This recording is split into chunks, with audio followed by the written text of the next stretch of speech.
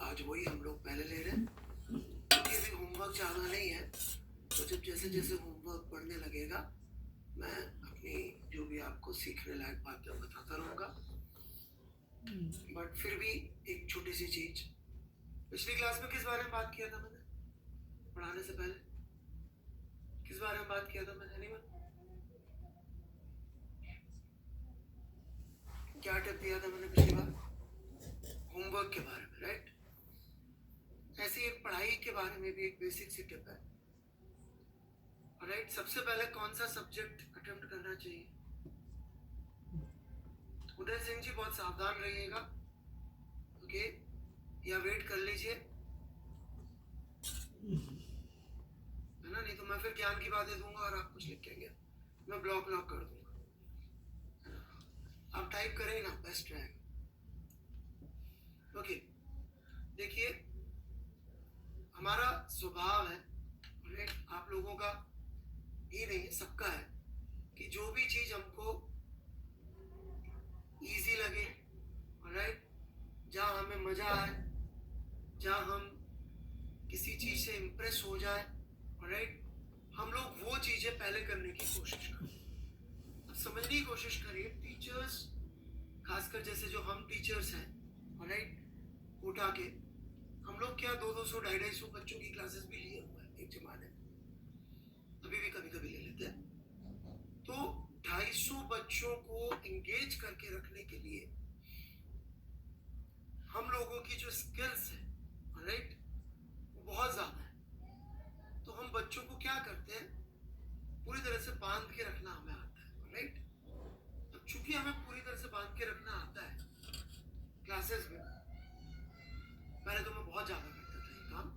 अब धीरे धीरे जैसे जैसे मैं सब्जेक्ट और सीखता गया, मैंने कहा सब्जेक्ट से जो बंदे ठीक, नहीं तो जाने दो, राइट? तो कई बार टीचर्स जो होते हैं बहुत इम्प्रेसिव तरीके से पढ़ाते हैं और अपन को ऐसा लगता है कि यार ये जो कर रहा है ना, बस वही चीज इंपॉर्टेंट है। इसमें टीचर की गलती नहीं है। टीचर तो अपना काम, अपना लेक्चर आपको फोकस रखने के लिए बहुत एफर्ट डाल रहे हैं, बट आप उसके बेसिस पे अपने सारे एफर्ट वहीं डाल दो, राइट? तो ये गलती आपकी है। Always remember that. What is weightage of mathematics in J? 1/3, right? What is weightage of physics in J? 1/3. What is weightage of, क्योंकि और भी सब्जेक्ट्स पढ़ रहे हैं, ओसी इन जे?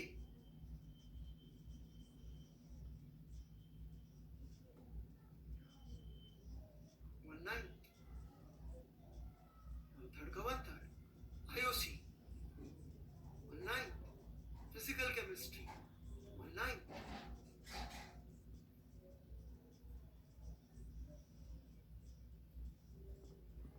तो आप बोलेंगे अच्छा इसका मतलब मुझे समझ में आ गया कि सर मेरे को टोटल टाइम का 1/3 इसमें देना चाहिए, 1/3 इसमें देना चाहिए, 1/9 इसमें देना चाहिए। Unfortunately even that answer is wrong. Unfortunately even that answer is wrong.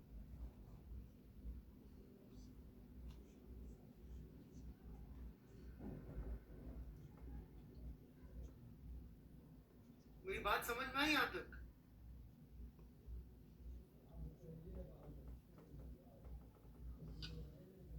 फिर सिर्फ इस रास्ते से चलोगे तो 1/3 1/3 1/9 1/9 1/9 टाइम आ जाएगा, right? But is that correct way of doing? In a sense इसके आसपास आंसर आए तो ठीक है। मेरी बात समझिएगा, हमारा कंक्लूजन ऐसा आ जाए कि इसको हमें हाफ टाइम देना चाहिए टोटल का, तो कुछ तो हमारे एनालिसिस में गड़बड़ है, कुछ तो हमारे एनालिसिस में गड़बड़ है। 50% इसका टाइम भी नहीं आना चाहिए, right? That also would be wrong. मेरी बात समझ में आ गई कि नहीं आ गई? यदि हम ऐसे कंक्लूजन तक पहुंचा तो भी गलत है, right? It has to be close but not exact. तो किस पे डिपेंड करता है, राइट? डिपेंड करता है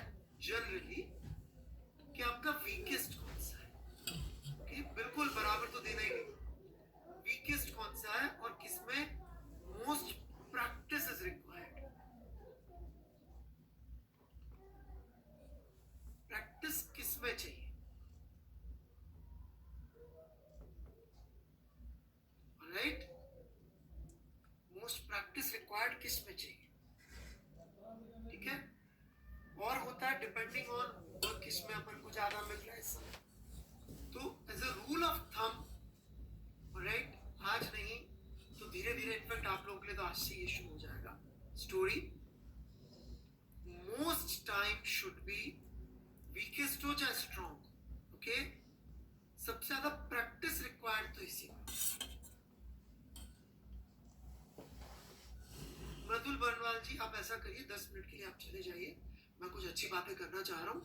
सो आप प्लीज लीव, नहीं तो मैं ब्लॉक करूंगा आपको बोल के, right. You please leave the class, और for the whole class you will not type anything including sorry, thank you or anything, because what I am speaking यदि आपको नहीं सुनना है सो अब आप कुछ नहीं लिखेंगे mister Mridul Barnwal. If you write anything मैं आपको ब्लॉक कर दूंगा, and this is warning for everyone, right? If you are going to talk irrelevant, please leave. There are many teachers, go and study from them. मेरे को कुछ ही बच्चे पढ़ाने, उनको जिनका रिजल्ट इतना अच्छा है कि वो अनअकैडमी पे आने वाले फ्यूचर बच्चों को बोले इस आदमी से पढ़ना है तो तुम्हारी रैंक आएगी। मुझे वो बच्चे चाहिए जिनका सिलेक्शन ही नहीं होना, उन बच्चों को पढ़ा के मेरा भी कोई नाम थोड़ी होगा। Nobody asks anyone जिसका सिलेक्शन नहीं होता किससे पढ़ोगे, उससे पूछेंगे जिसका सिलेक्शन होगा अच्छी रैंक से। तो चले भी जाए नलायक बच्चे, मुझे देना फर्क नहीं पड़ता, मुझे तो पूछेगा नहीं, राइट।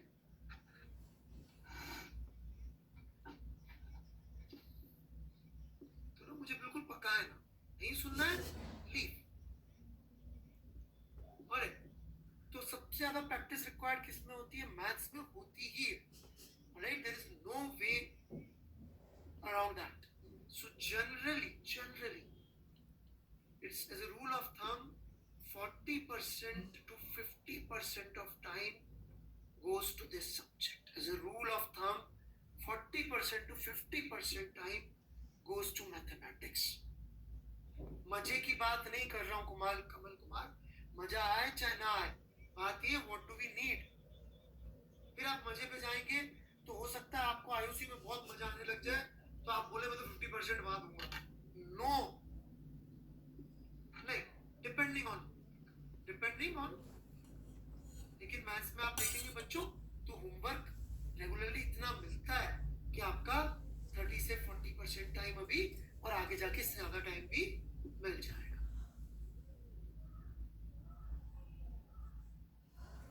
ठीक है। होमवर्क इतना मिलता है मैथ्स में रेगुलरली, फिजिक्स में अभी नहीं मिल रहा, बाद में मिलेगा।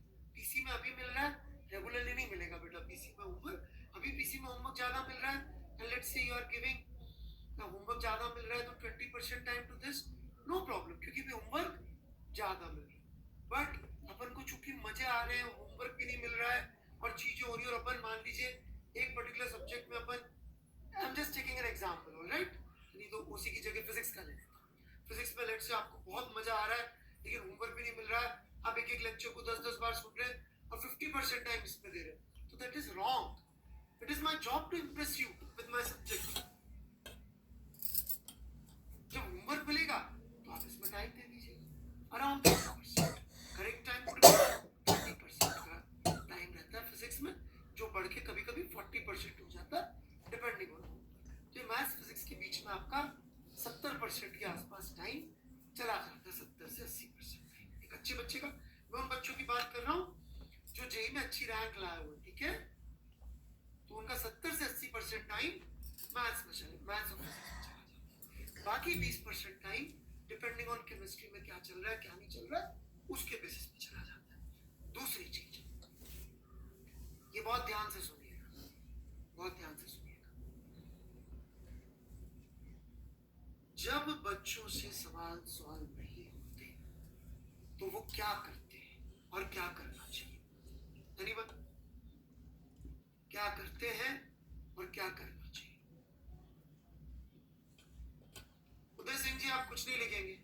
नहीं, you will not write anything on this chat box, not even sorry। मैं ब्लॉक कर दूंगा if you write anything on chat box, right? Alright, चलिए, फ्रस्ट्रेट, डिप्रेस, ये तो चलो नेगेटिव बातें होगी।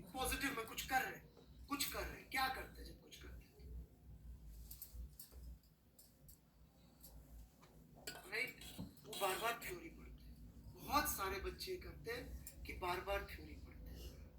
Not a good idea. मैंने क्या बताया था, नोट्स खुले रखे और सवाल बार बार ट्राई करें, बार बार थ्योरी ना पढ़े, है ना, कि मुझे थ्योरी समझ में नहीं आई होगी। अच्छा, और because of online platform lectures are also available and lectures since they are very entertaining, क्योंकि वी टीचर्स, खासकर हम कोटक के टीचर्स और जितने भी इस पे आ रहे हैं, हम लोग जो है थोड़ा सा चीजों को एंटरटेनिंग रखते हैं क्लासेस को, तो बच्चे क्या बार बार वो लेक्चर सुनते रहते हैं। There many teachers on YouTube जो सिर्फ एंटरटेनमेंट ही करते, पढ़ाते ही नहीं, वो भी मिल जाएंगे जो सिर्फ एंटरटेनमेंट करते, पढ़ाते ही नहीं, कोई रेलेवेंट बात नहीं करते 1.5 घंटे में और मजे लेके निकल जाते। ऑलराइट, तो अपन को उस साइड नहीं जाना कि बार बार थ्योरी पढ़ते। क्यों? क्योंकि थ्योरी सुनने में पढ़ने में ना लगती तो बड़ी आसान है, वो लगता आप समझ में आ गए, नहीं करते। हमें सवाल ट्राई करने थ्योरी के नोट्स, ठीक है, तो भागना नहीं है,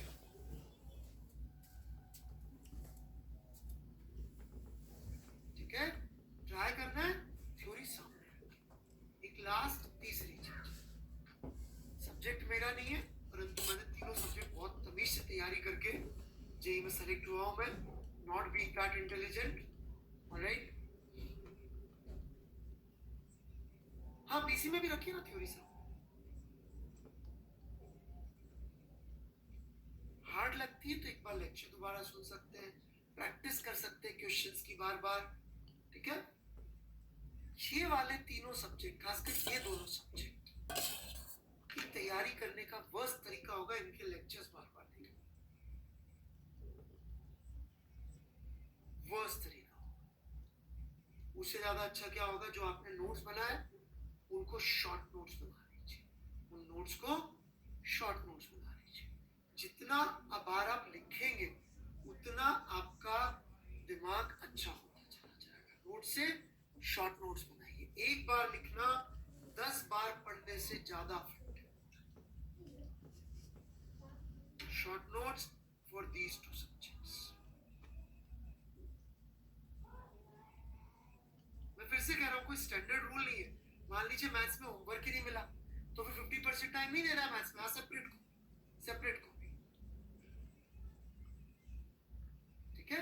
मान लीजिए मैथ्स में आपको होमवर्क नहीं मिला तो उस समय के लिए आप आज होमवर्क नहीं मिला तो मत करिए मैथ्स, दूसरा सब्जेक्ट जिसमें बैकलॉग चल रहा है वो कर लीजिए,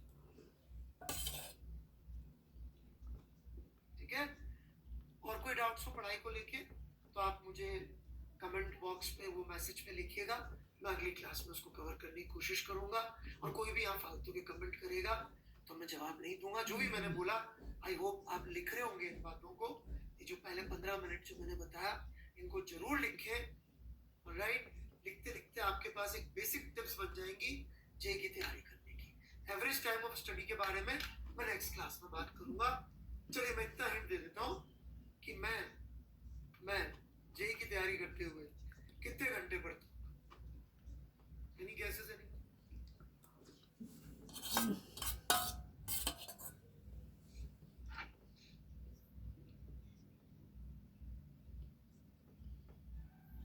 My answer is 24 hours. Now I'm going to tell you secret of how to study 24 hours. Alright? There is a way. Alright? So stay tuned in next pravachan. I'm going to talk about how to be efficient to study 24 hours. ठीक है? चलिए पढ़ाई शुरू करते हैं।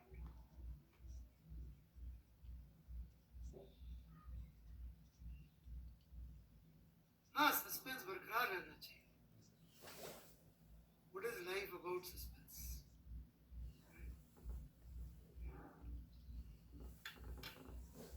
If you ask personal questions, sir आपकी rank क्या थी, डिपार्टमेंट क्या था, ऑलराइट, ये सब चीजें तो नहीं चलेगा। मैं अपनी मर्जी से कभी कुछ बता दूं तो आप सुन सकते हैं, ऑलराइट। बाकी ज्यादा पर्सनल इंफॉर्मेशन हम नहीं दे सकते और देने भी नहीं चाहिए। कितना कमाते हो, कितना पैसा है, ये वो, सॉरी, है ना। not done. Because फिर मैं आपसे आपकी पर्सनल इंफॉर्मेशन, आपके पापा की पर्सनल इंफॉर्मेशन पूछूंगा तो आपको अच्छा नहीं लगेगा. So don't do it. थोड़ा एक तहजीब के दायरे में रहे तो अच्छा है. बहुत अच्छी नहीं थी, बहुत बुरी नहीं थी. ओके. सो टेंशन फोर्स से मैं शुरू करूंगा. पार्थ के पास गप्पे मारने के लिए आई am not the right person. Alright, मैं बहुत भयानक ब्लॉक करता हूँ. Okay, don't do that. Okay.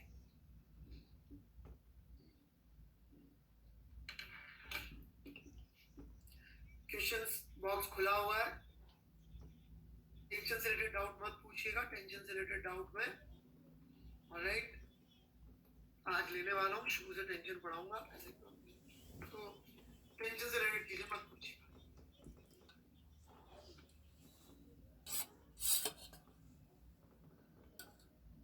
आज के लास्ट में ले लूंगा मैं doubts of workbook. So I any other wait. ठीक है. What is mass and massless string. ठीक है. ये फिर मैंने मना किया था रस्सी से रिलेटेड मत पूछना, और ये भाई ने डिसाइड किया कि अच्छा जरूर पूछना. मुखर्जी भाई ऐसा ना करो. Sir, to find inertial frame, you told during first law that net force inertial frame should be 0. ये देखिए, मैंने कभी नहीं बोला. ये बच्चे सुनते नहीं है और कुछ भी बोलते हैं. These were not the words. अब प्लीज, अब आपके समझ में ज्यादा नहीं आएगा inertial frame. मैंने कभी नहीं बोला था फ्रेम कोई चीज ही नहीं होती, उस पर फोर्स कैसे लगेगा. अजय शर्मा जी, ऐसा मैंने नहीं बोला. Please go and listen. Otherwise earth is inertial for our purpose. फिलहाल इससे काम चलाइए. ऑलराइट, फिलहाल इससे काम चलाइए. Earth is inertial. ठीक है. वो फिलॉसफी मैंने कोशिश करी, डिफिकल्ट चीज थी. कोशिश करी हमने बहुत बड़े राक्षस से लड़ने की. कुछ लोग जीत पाए, कुछ लोग हारे. कोई बात नहीं, हार गए तो फिर लड़ेंगे. लेकिन फिलहाल ये गलत है. Alright, earth is inertial. इस अजम्पशन पे काम चला लीजिए. राइट. जिनको भी इनर्शियल में प्रॉब्लम आ रही है, दिल पे मत लीजिए. कभी भी अपन को इमोशनली होना है कि आज या तो ये रहेगा या मैं रहूंगा. ना ना ना ना, हमें रहना है. ठीक है ना. लड़ाई तभी जीत जाती है जब अपन जिंदा रहेंगे. है ना. शहीद होकर लड़ाई नहीं जीतती अपन, जिंदा रह के लड़ाई जीतती. राइट. तो इनर्शियल फ्रेम समझ में नहीं आ रहा. मैं कह रहा हूं कि इसको छोड़ दीजिए तो छोड़ दीजिए, कोई इशू नहीं.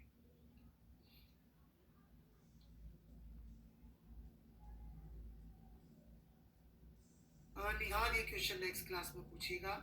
General question. न्यूक्लियस की टेस्ट सीरीज मिलेगी क्या. Yes, we are thinking about it. Shubham Pani, the question has only one image attached. How can second law pair of MG.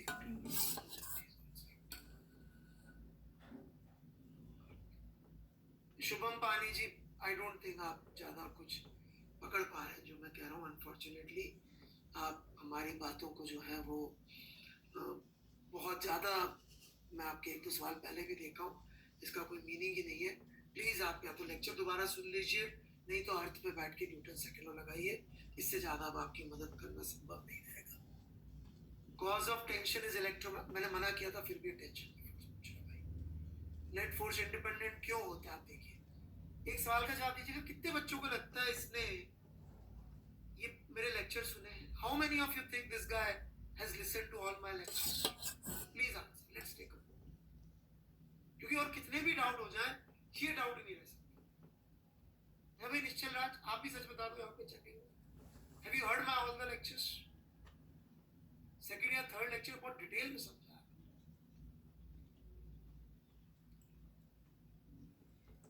दोबारा सुनिए फिर. वो अच्छी तरह से प्रूफ कर रखा है मैंने, या फिर जो मैंने प्रूफ दिया था उसका काउंटर करो बेटा. जो मैंने प्रूफ दिया था उसमें डाउट पूछिए. हाँ, तो ये तो मैंने जवाब दे दिया. देन यू क्रिएट, उस जो पढ़ाया उसके बेसिस पे डाउट पूछिए कि सर आपने ऐसे ऐसे प्रूफ किया था, इस प्रूफ में ये डाउट है. You get my point, Nischal Raj? You cannot just ask doubt which I've already proved. You can ask doubt किसी से प्रूफ किया था, इसमें प्रॉब्लम.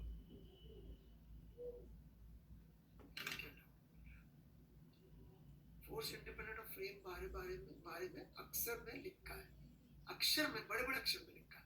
लिखा ऐसे नहीं होता बेटा, आपको डाउट क्या आया मेरे प्रूफ में, ऐसे नहीं होता कि मैंने कुछ प्रूफ कर दिया, आपने बोला सर वापस से रिपीट कर दो, वो that is not a question, I don't entertain such question.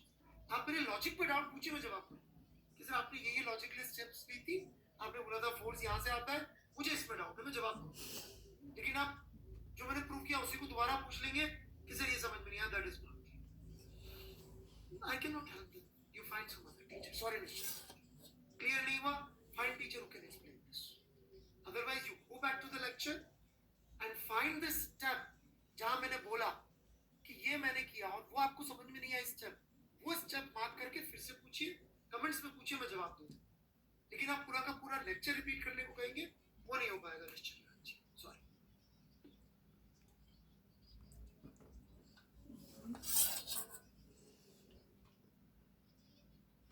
Okay, all the laws are independent, वैसे तो मैं लास्ट में लेने वाला था बट इट इज रेलेवेंट, तो अभी ले लेता हूँ। ऑलराइट, इनका कहना है कि फर्स्ट लॉ से, लेकिन इंडिपेंडेंट है क्योंकि फर्स्ट लॉ सिर्फ डिफाइन कर रहा है inertial frame, second law inertial frame में लगता है इस तरह से, राइट, ठीक है। सो इसलिए इंडिपेंडेंट है क्योंकि एक दूसरे से डिराइव नहीं हो सकते, they can not be derive from each other, इस तरह से इंडिपेंडेंट है शशांक यादव जी, ठीक है। मयंक कुमार जी, हमारी शीट का अंदर मिल जाएगा कि प्रीवियस ईयर पेपर सारे होते हैं, शीट जब दूंगा तो उसका ऑर्गेनाइजेशन बता दूंगा कैसा होता है, उसकी फिलॉसफी बताऊंगा, पहले आप शीट करने लायक बन तो जाइए, ठीक है। चलिए,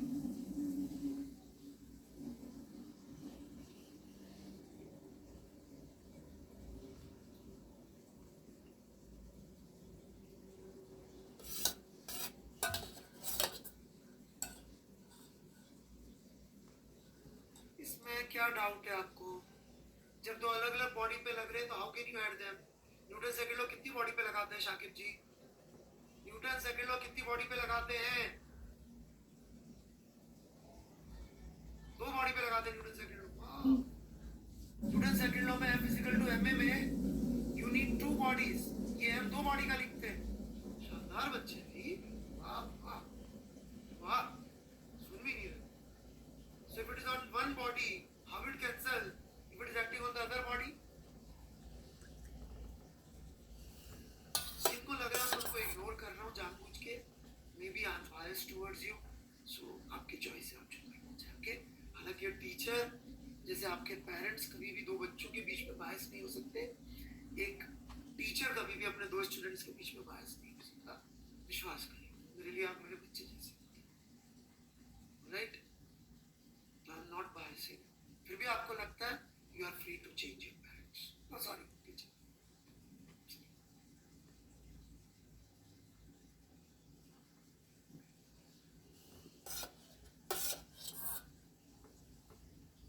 That's not allowed. Changing parents is not allowed. Sorry.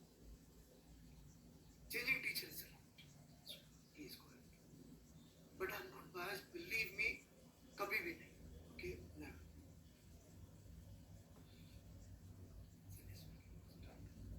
या आप SCV से पढ़ सकते हैं, होमवर्क में देखूंगा जब मुझे लगेगा आप लायक होगा।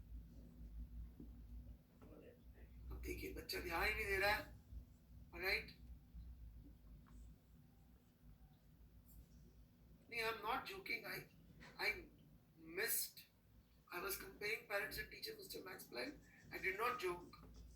I said sorry immediately because मैं दोनों का interchangeably use कर रहा था. Alright? ऐसे बोलने में आपसे भी हो सकती है गलती. It was not a joke.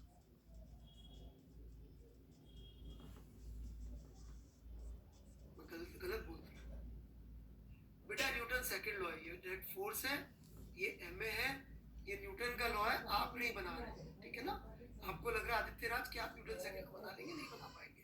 Newton का सेकंड लॉ कहता है इस तरफ फोर्स लिखो और उसको बॉडी का मास इनटू एक्सीलरेशन से मल्टीप्लाई करो।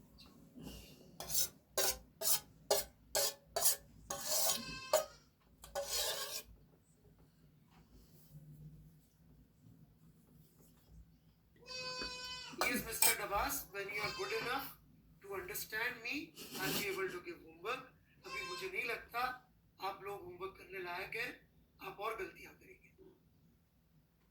नहीं, डांगी जी जी मैं दूंगा एस शर्मा से होमवर्क, तब करेंगे।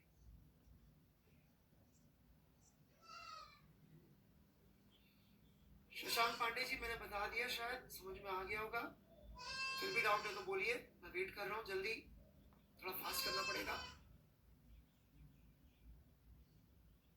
Doubt third loss is not sufficient for me, Mr. Harsh Kumar, to answer. Shashank Pandey ji मैंने समझा दिया है, कुछ बोलना है जल्दी बोलिए चैट में।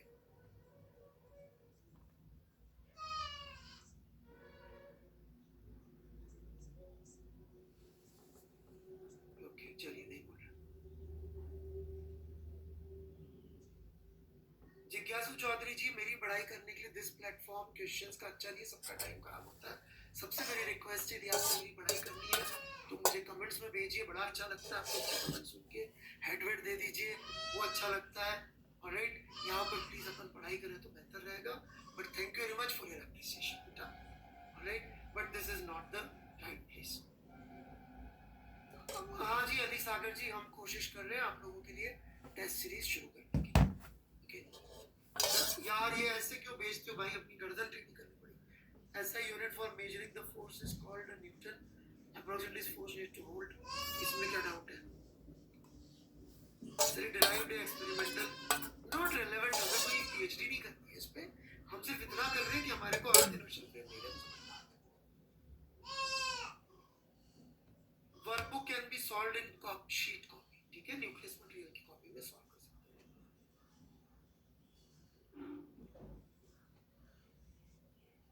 मैंने प्रसूप जैन जी, यदि आप लेक्चर सुने होते तो मैंने जवाब दिया था कि मार्स पे लैंड करेंगे तो मार्स को इनर्शियल फ्रेम ले लेंगे। राइट, ठीक है। किसी का नाम मिसप्रोनाउंस कर दिया हो जल्दी पढ़ने में तो माफी चाहता हूँ। जैसे कुछ लोग नाराज हो गए, मैंने टीचर और पेरेंट इंटरचेंजेबली यूज कर लिया, क्योंकि मेरे लिए जनरली स्टूडेंट्स और बच्चे इंटरचेंजेबल हो जाते हैं, इस वजह से sorry. Aliasgar, Aliasgar, okay, very difficult. Okay चलिए जी, तो टेंशन फोर्स से हम लोग शुरू करेंगे। ओके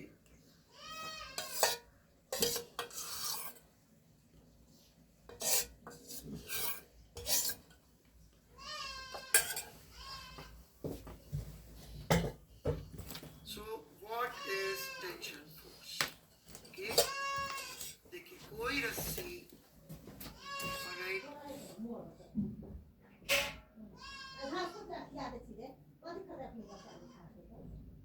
से हमने ये ब्लॉक,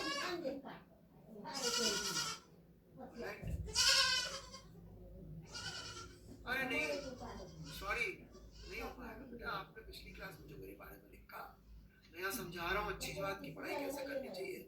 आप मुझे कह रहे हैं मैं बोर कर रहा हूँ या कुछ, आपने तो काफी डिसरिस्पेक्टफुल बात करी थी मेरे को। ऑलराइट, अभी इतनी उम्र में नहीं चलता बेटा, है ना, सॉरी, इतनी उम्र में नहीं चलता।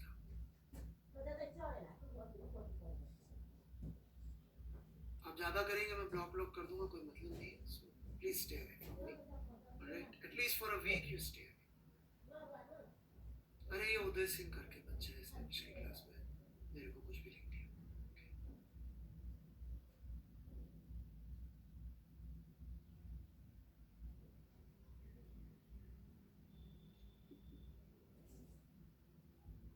क्योंकि there is nobody who would tell you how to study, alright. नहीं मैं अच्छा हूँ चाहे बुरा हूँ, इट्स योर चॉइस, मैं दिमाग नहीं लगाऊंगा। सो ये एक ब्लॉक है, इस पे एक एमजी लग रहा है, फिर भी ये टूट के गिर नहीं रहा। गिर रहा है क्या?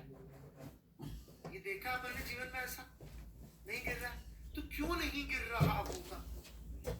क्यों नहीं गिर रहा होगा?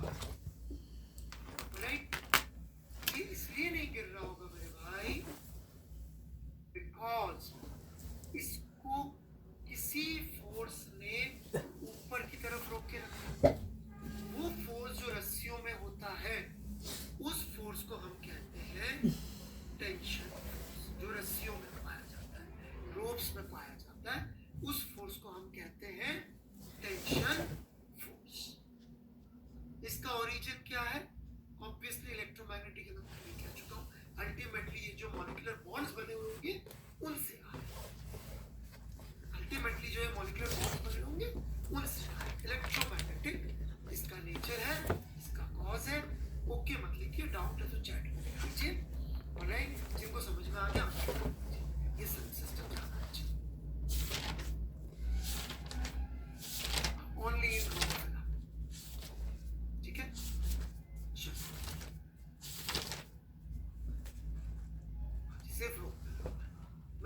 बारे में निकित निश्चल जी वो मत पूछिए जो मैंने नहीं। रिपीट का मतलब ऐसा, सार्थक गोटवाल जी आपको रिपीट का बड़ा शौक है, आई वुड एडवाइस आप ऐसा करें, लेक्चर रिकॉर्डेड ही सुने और जितनी बार चाहे रिकॉर्ड रिपीट करवाएं। अमित गुप्ता आपके लिए वहां पे 10-10 बार एक चीज बोलेगा, ठीक है? या फिर डाउट पूछ लो, मैं जवाब दूं। चलिए आगे बढ़ते हैं। अब इस फोर्स के नेचर पे आते हैं। Nature of this force, nature का मतलब वो नहीं इलेक्ट्रोमैग्नेटिक, वो तो है ही सही। और आगे की बात है, इट इज ओनली पुलिंग।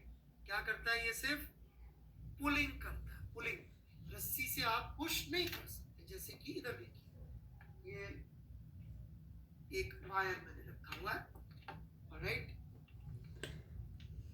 ये एक वायर है, दिख रहा है सबको ये वायर, ऑलराइट।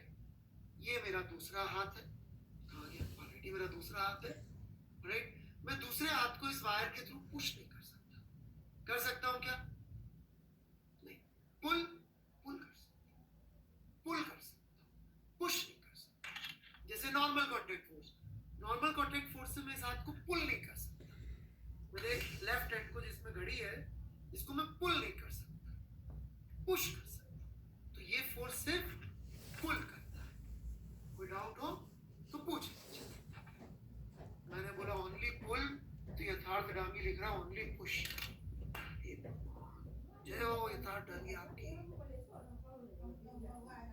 सुबह सुबह ऐसी हालत। भाई सुबह उठ के एक्सरसाइज किया करो थोड़ी देर, आधा घंटा, दिमाग थोड़ा सा खुलेगा, है ना? Do push-ups, pull-ups and squats. In fact, I'm going to cover that in next class. Right?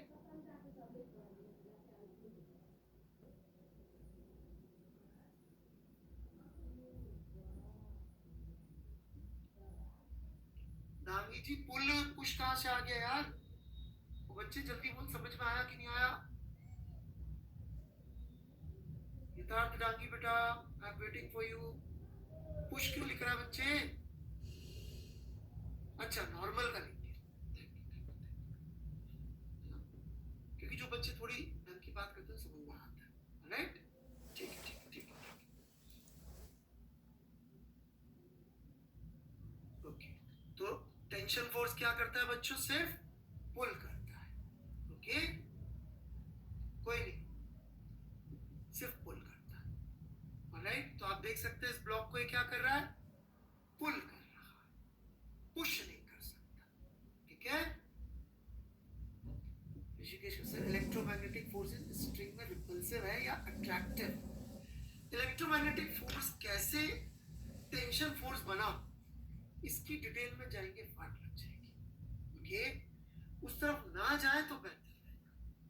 भाई एक है बहुत फंडामेंटल चीज, एक है ऊपर ऊपर की चीज टेंशन फोर्स, इनका कनेक्शन करने भी हम चले गए तो हमारे 2.5-3 साल निकल जाएंगे जिंदगी के, और जे की तैयारी छूट जाएगी। करना क्या?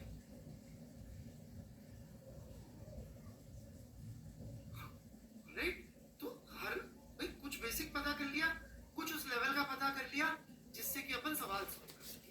इनके कनेक्शन यदि सिलेबस में काम के नहीं है तो मैं छोड़ रहा हूँ, तो मुझ पर विश्वास रख के आप छोड़ सकते हैं, मुझ पर विश्वास रख के आप छोड़ सकते हैं कि कनेक्शन यदि सर कह रहे हैं कि होता है पर अभी अपने लिए रेलेवेंट नहीं है, तो छोड़ने में कोई बुराई नहीं है बच्चों, ठीक है बच्चों?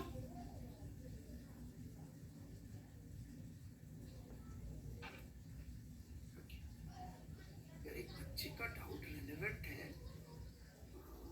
हर्ष कुमार का। बेटा तो ये डाउट ना तो एक बार दोबारा लिख देना, थर्ड लॉ से रिलेटेड है, मैं जवाब दे दूंगा। अभी नहीं लिख पाऊंगा प्लीज, एक बार टेंशन फोर्स खत्म करूंगा, नहीं तो वर्कबुक 2 भी होमवर्क नहीं दे पाऊंगा, ठीक है? ये क्या, ये 2-3 बच्चे जो हैं बार बार एक टर्म सीख के आ जाते हैं, ये भी मुझे फिलॉसफी आगे ना पीछे समझानी है, क्योंकि ये घटिया किताबें जो है ना, ये ऐसे वर्ड्स यूज कर लेती हैं, और यूट्यूब भी आजकल जो है बहुत इग्नोरेंस का सोर्स बन गया है। तो लोग कहीं से भी जो है ना फ्री की चीज के चक्कर में जो है, प्लीज ऑलवेज रिमेंबर, फ्री की चीज जो होती है वो सही नहीं होती है, राइट? जैसे गूगल सर्च फ्री है, राइट? गूगल सर्च फ्री है कि पेड है? फ्री और पेड जल्दी बताओ। फ्री है। Second question, which which is the largest advertising company in the world?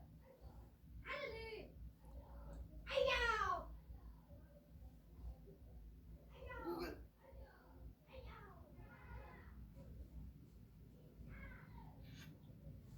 Google is probably largest or one of the largest advertising company in the world. Alright? One of the largest advertising company. Alright? So please understand, वो free है तो वो बदले में आपका time ले रहे, right? तो जरूरी नहीं हो क्वालिटी दे रहे हो, राइट? तो एक वर्ड कई बच्चों ने सुन रखा है और ये मैं भी आज यूज करूंगा, तो मैं थोड़ा समझा देता हूँ. मासलेस. कितने लोगों ने वर्ड सुना है मासलेस? अंगूठा मार दीजिएगा. सुना है तो बस अंगूठा मार दीजिएगा.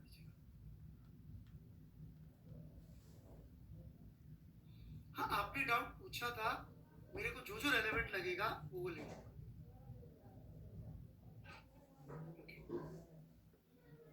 अब मासलेस सुन के लगता है ठीक है ना सर, मास की वैल्यू 0 पुट कर देंगे फॉर्मूले में. देखो, जो मैथ्स के बेसिस पे फिजिक्स सोचना चाहते हैं, जैसा मैंने पहले लेक्चर में, आज भी शायद कोई देखेगा तो कोट वहां पे वो उसमें पीडीएफ में डाउनलोडेड पड़ा होगा, ऑलराइट, ग्रेट रिचर्ड फेनमैन का. नहीं तो वो वीडियो का मैं आपको लिंक डालता हूँ उस पे, अपने क्या नाम से, क्या बोलते हैं उसको, टेलीग्राम पे, ऑलराइट. मैं फेनमैन के उस लेक्चर का वो, अच्छा यार पिन नहीं किया. तुम लोग इतना जल्दी टाइप करते हो भाई, एक मिनट टाइपिंग रोक दो तो मैं पिन कर देता हूँ. प्लीज मत लिखो कुछ भी, मैं इतना फास्ट नहीं कर पाता, right? I am not like programmer होते ना बहुत हाई टूमा वाले टाइप के, उतना मेरी स्पीड नहीं है. अब रुक जाओ, मत करो, मैं पिन ही नहीं कर पा रहा. आ गया, राइट? तो इसके ऊपर जो है मैं आपको एक को डालूंगा लिंक, जिसमें रिचर्ड फेनमैन मैथमेटिशियंस के बारे में बड़ी चुन चुन के बातें बोलते हैं, ऑलराइट? तो सुनिएगा, आप मजा आ जाएगा. क्या है? तो मैथमेटिशियन तो बोल देगा इसमें क्या है, मास को 0 पुट कर दो, खत्म हो गई कहानी, ये बोल देगा, ऑलराइट?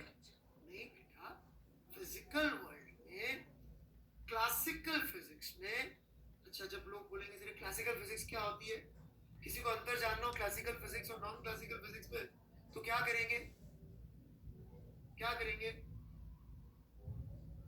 ओह, लोग गूगल पे जा रहे हैं. साक्षात अमित गुप्ता कल 10 बजे आपको क्लासिकल फिजिक्स और दूसरी फिजिक्स के अंदर अंतर समझाने जा रहे हैं. You are most welcome, alright? Just joking, alright? If you want, you can come, alright? क्या? मैं कल समझाने जा रहा हूँ 10 बजे क्लासिकल फिजिक्स और उसमें अंतर, जिसको आना आ सकते हैं. तो क्लासिकल फिजिक्स में 0 मास जैसी कोई चीज नहीं, ऑलराइट? ऐसी कोई चीज नहीं होती. जब हम कहते हैं मासलेस, तो इसको हमें क्या ट्रांसलेट करना है? एनीवन? मासलेस कहते तो क्या ट्रांसलेट करना है? Tense to 0 mister IIT Delhi, alright? एक तो आईआईटी दिल्ली मत रखिए अपना नाम, मुझे आपको बुरा बोलते हुए परेशानी होगी. It's my alma mater, alright, my academic mother, तो मैं आपको बुरा भी नहीं कह पाऊंगा. Please change your name, alright? IIT Bombay रख लीजिए, कानपुर रख लीजिए, उसको गाली देने को चलता है, alright? Please don't keep IIT Delhi your name. IIT Delhi, Messi, Newton, Einstein, Faraday, Maxwell, Tesla, Elon Musk, ये सब नाम मत रखिए, नहीं तो फिर मैं आपको बुरा भला नहीं कह पाऊंगा, ऑलराइट? मासलेस का मतलब है कंपेयर टू अदर ऑब्जेक्ट्स उसका मास कम है. लिख लीजिएगा, कंपेयर टू अदर ऑब्जेक्ट उसका मास कम है. प्लीज लिखा सबने? नेग्लिजिबल कहने से काम नहीं चलेगा. 5 नंबर नेग्लिजिबल का कोई मतलब नहीं.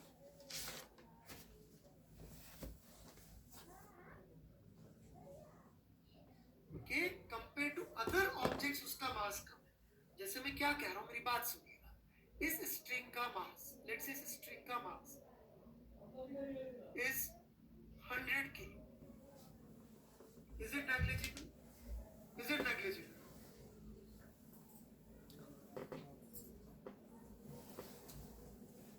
Wrong answer. Are no la vi Right. to por se afiar. एक बंदे के पास 25 करोड़ रुपया है. Is it negligible money?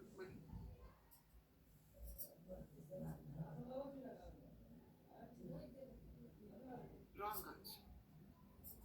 It depends. It depends. किससे कंपेयर कर रहे हो? सऊदी अरब के प्रिंस से कर रहे हैं तो कुछ भी नहीं है. उसके नौकर के पास भी नहीं है इससे ज्यादा पैसा. डिपेंड्स आप किससे कंपेयर कर रहे हो. राइट. ऐसी अब मैं बोलूं इस ब्लॉक का मास 100 टन. अब क्या मास ऑफ स्ट्रिंग नेग्लिजिबल हो जाएगी क्या? So it is. इसका क्या मतलब हुआ? Compare to other masses in that problem वो मास इतना कम है कि उसको यदि आप अकाउंट में ले या ना ले कैलकुलेशंस में कोई फर्क नहीं पड़ेगा. नहीं तो आप मैथमेटिशियंस की दिशा में चले जाएंगे और आप 12वीं तक मुझसे ही पूछते रहेंगे. इनफैक्ट आप समझिए इसमें अजीब क्या कुशाद चौधरी जी, आप कभी रियली रिच आदमी से मिलिएगा या किसी बहुत गरीब आदमी से मिलिएगा, आपको अपने आप समझ में आ जाएगा. बहुत गरीब आदमी के लिए आप बहुत रिच आदमी क्योंकि आप खाना खा पा रहे हैं, घर में रह पा रहे हैं, कपड़े अपनी मर्जी के पहन पा रहे हैं. जो भूखे मर रहा है उससे पूछिए, उसके लिए you are same as Bill Gates. पहले ही बताया था मैंने बात. It depends on the situation. Right. बढ़े आगे.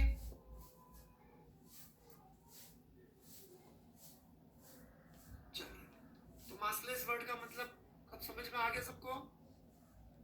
अंगूठा कर दीजिए, लिखिए मत. यस. वो भी मैं पढ़ नहीं पाऊंगा बेटे. डाउट्स प्लीज इसको फॉलो कर लीजिए.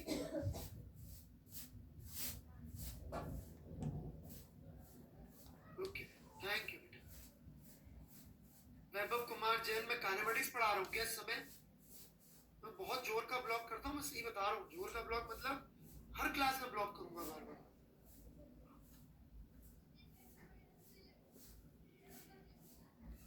तुम ट्रोल करते हो ना, मैं भी ट्रोल कर सकता हूँ. तुम नहीं सुनोगे.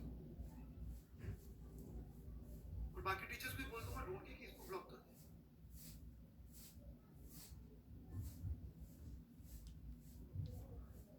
पढ़ा रहा हूँ उस पर ध्यान दीजिए. ओके. बढ़ू मैं आगे. टेंशन फोर्स समझ में आई यहां तक? चलिए मैं आगे बढ़ रहा हूं. Now we took a situation कि दो बंदे रस्सी को पकड़ के खींच रहे. कोई प्रॉब्लम ये बात मानने में? कर सकते हैं ऐसे दो बंदे रस्सा कशी की प्रतियोगिता होती खींच रहे होते. राइट. अब अपन ने क्या किया? इस रस्सी के टुकड़े कर लिए. ओके. एक टुकड़ा वो कर लिया जो बंदे के हाथ में, उससे थोड़ा सा आगे लिया. ठीक है. दूसरा टुकड़ा अपन ने कर लिया यहां से लेके यहां तक का. ओके. और फिर एक तीसरा टुकड़ा कर लिया ये वाला. और मैं ये तीनों टुकड़े टग ऑफ वॉर टाइप्स. और मैं उसका आपको डायग्राम बना के दिखा. ठीक है. So here we go. और जहां समझ में नहीं आया वो बच्चा उसी समय चैट पे लिख देना. बाकी लोग हाँ साथ में डायग्राम बनाइए please please please. Good boy Mayank Kumar. Very good. जो भी मुझसे लिखने के लिए पूछता है बाकी बच्चों को याद दिलाता है उसको मेरी तरफ से ब्लेसिंग्स कि उसके 10% मार्क्स ज्यादा है. जी. ओके. अब बस लास्ट क्लास वाली चीज पे पहुंच गया. जो रस्सी इसके हाथ में है, आप सुनिए और लिखिए साथ साथ. बिल्कुल टाइम मिलता है. बिल्कुल टाइम मिलता है अश्विनी पांडे जी. आपकी आदत टीचर्स ने या और लोगों ने बिगाड़ रखी है कि पहले सुनो समझो फिर लिखो. आप लिखो भी और सुनो भी सही.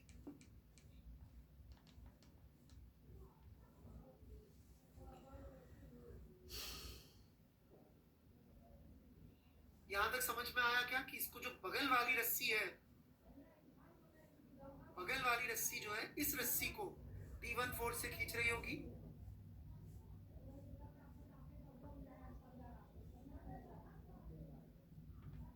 हाँ मिलेगा ना पीडीएफ के, बिल्कुल मिलेगा। ये सबको समझ में आया है? यस मत लिखिए प्लीज, कि ताकि जो बच्चों को डाउट है बेचारे वो पूछ सके। प्लीज यस मत लिखिए, इस पे धमकी देना अच्छा नहीं लगेगा। मैं पूछ रहा हूँ समझ में आ गया और आप यस लिखेंगे, उस पर धमकी दूंगा ब्लॉक की, मुझे शर्म आएगी। ऑलराइट, इतना भी जालिम नहीं हूं मैं।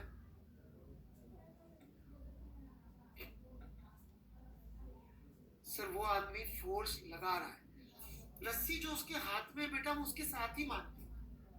बात जी ठीक है, जो इस बच्चे के सॉरी आदमी के हाथ में जो रस्सी है उसको अपन ने आदमी के साथ ही मारनी है।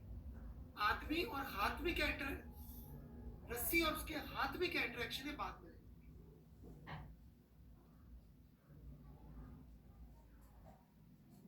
एरो फोर्स का जो बगल वाली रस्सी उसको पुल कर रही है। Rope plus man is my system, ठीक है। रोप जो आदमी के हाथ में है, जो कॉन्टैक्ट में इतनी, जैसे ये पेन है, ये पेन देखिए, ये पेन, इतना पेन जो हाथ में है वो मैंने आदमी के साथ ही मार दिया, ठीक है। टीवर मतलब सामने से खींचने वाला फोर्स क्या है, सामने से खींचने वाला इस रस्सी ने जो खींचा, ये जो बची रस्सी है ना, जैसे ये पेन को मैंने यहां से तोड़ के देखा, राइट। तो व्हाइट रोप T1 फोर्स लगा रही है आदमी के हाथ में जो रोप है उसमें। बहुत अच्छा चीज है।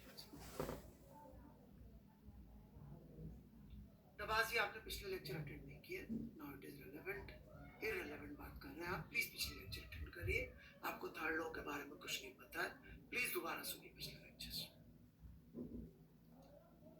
और एक T2 लग रहा होगा इसमें, किस पे लग रहा होगा, व्हाइट रोप पे।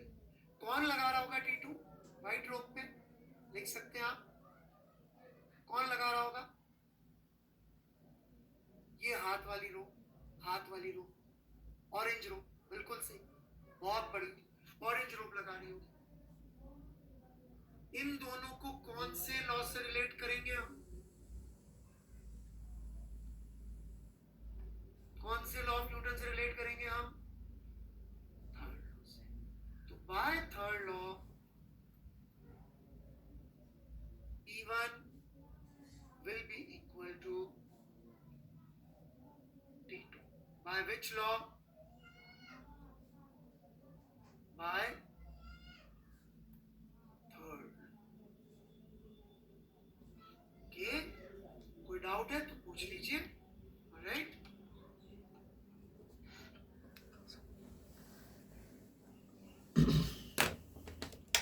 बात रबाज जी, आपने मेरे पिछले लेक्चर ध्यान से नहीं सुने, रिकॉर्डिंग को ना आपने फास्ट फास्ट करके सुना है, मैं सच बता, सच बताओ आप रबाज जी।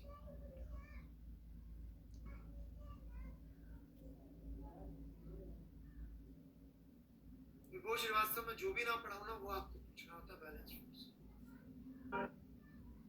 एक बार दोबारा सुन लीजिए, खासकर थर्ड लॉ वाली पार्ट। एरो की डायरेक्शन को चेंज कर दूं मैं, चलो कर लो, आप कर लो, मैं क्यों, मैं तो सही बनाया हूं, आप कर लीजिए। ऑलराइट, यही डायरेक्शन है, क्यों, क्योंकि जिनको डायरेक्शन समझ में नहीं आ रही है, ये पुलिंग फोर्स है। हम इस व्हाइट रोप पे फोर्स कौन सा बना रहे हैं, जो इसके ऊपर ऑरेंज रोप ने लगाया, तो ऑरेंज रोप इसको क्या करेगी, पुल करेगी, पुल, इसलिए ये दिशा में लग रहा है, ठीक है। एफबीडी में वो फोर्स बनाते हैं जो लगता है, वो फोर्स बनाते हैं जो लगता है। एबीसीडी पार्ट्स बाद में समझाऊंगा, अभी ये तो आप समझाओ, जब मैं समझा रहा हूँ फिर वो समझाऊंगा, उसका क्या बोलते हैं स्लाइड वाला, तो आप फिर ये पूछोगे। अब देखिए हैंड और रोप का नॉर्मल फोर्स पूछा, और क्वेश्चन का टैब ओपन कर दिया, यहाँ तक कुछ पूछना तो पूछ सकते, या मैं खत्म कर लूं पूरी कहानी फिर पूछिए, राइट।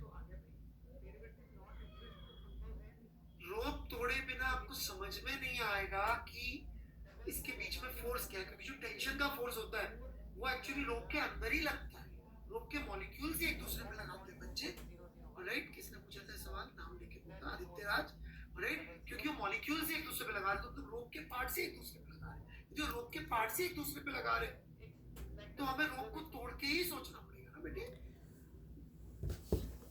अब बोले 10 बार लिख नहीं गया लिखो। ऑलराइट, एक बार और लिखोगे मैं ब्लॉक कर दूंगा, क्योंकि आप डाउट पूछने की जगह अपने ओपिनियंस दे रहे हैं। ओपिनियन देने तो न्यूज चैनल पे जाइए और वहाँ ओपिनियन दीजिए, वो कोई भी किसी भी चीज पे ओपिनियन दे सकता है, कोई रोक नहीं है वहाँ पे। अंतराज क्लियर है बेटा? राइट, वहाँ पे आपसे देश की economy, corona virus, vaccine, right, Hollywood, Bollywood, हाथी, गधा, घोड़ा, सब पे ओपिनियन दे सकते हैं आप। ओके, हियर वी गो।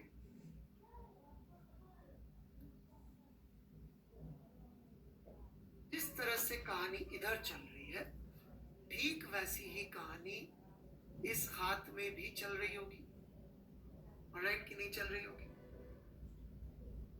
चल रही होगी।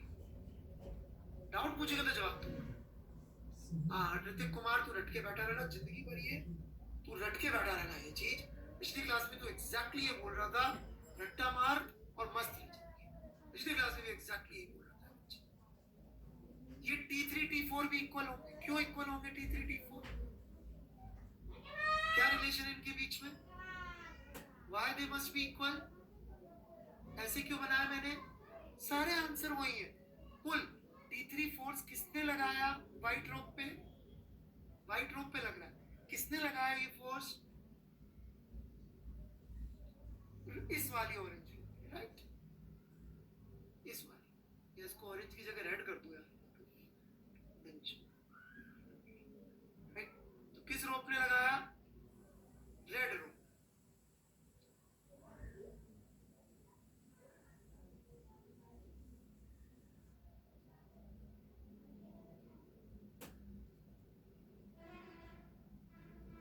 एक तो ना यार ये गॉड वर्ड को लेके I have a problem, alright. I respect too much, I have too much respect for my subject, alright. और मैं बहुत ही अधनासा और बहुत कम फिजिक्स जानने वाला बंदा हूँ, ऑलराइट। तो God is only one, Newton, alright. तो है ना, ये ना बोले, फ्लैटर ना करें मेरे को इस तरह से। बस इतना बोल दे कि सर मुझे फिजिक्स अच्छी लग रही है, समझ में आ रहा है डिफरेंस क्या है मैथ से, मैं बहुत, उतना मेरे लिए अप्रिसिएशन बहुत है ना वो। मतलब I love too much respect for this subject, alright. I believe we all of us are alive because of great Sir Isaac Newton, alright? और मक्खन ना लगा ज्यादा।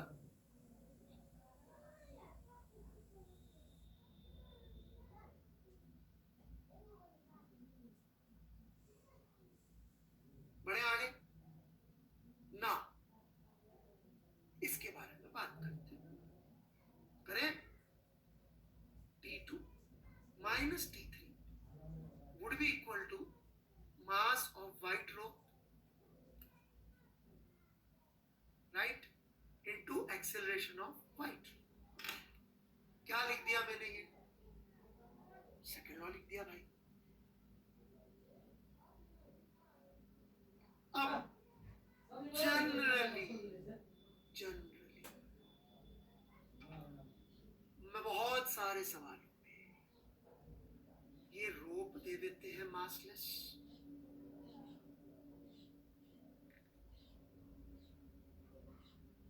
rope is massless, alright, inextensible,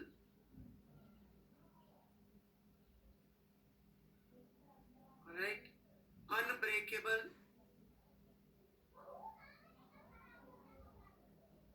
इस तरह की इंफॉर्मेशन हमको बहुत सारे सवालों में दे दी जाती है। इसको बोलते हैं आइडियल रोप या स्ट्रिंग, आइडियल कंडीशंस। आइडियल मतलब हाँ जी मस्त रोप है, बिल्कुल सही, ऑलराइट। तो ऐसी रोप्स के लिए जनरली ये वाला टर्म कितना हो जाएगा? तो उससे T2 इजिकल टू T3 आ जाएगा। बट ये T2 इजिकल टू T3 क्या थर्ड लो पेयर हो गया? एक बात सुनिएगा मेरी बड़े ध्यान से, हाँ जी, all third law pair are equal and opposite. Does it imply all equal and opposite are third law pair?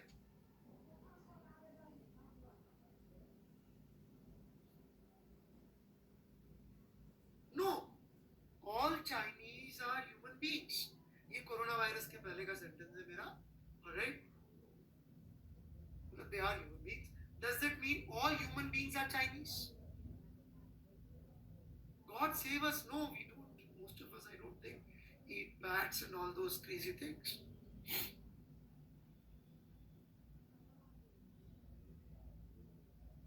Right? All dogs are animals. Does that mean all animals are dogs? वो वाली बात है.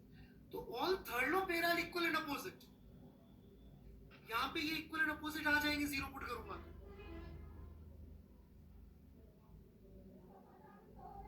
तो क्या equal भी आ रहे, opposite भी आ रहे? तो क्या ये third law pair हो गए? नहीं भाई.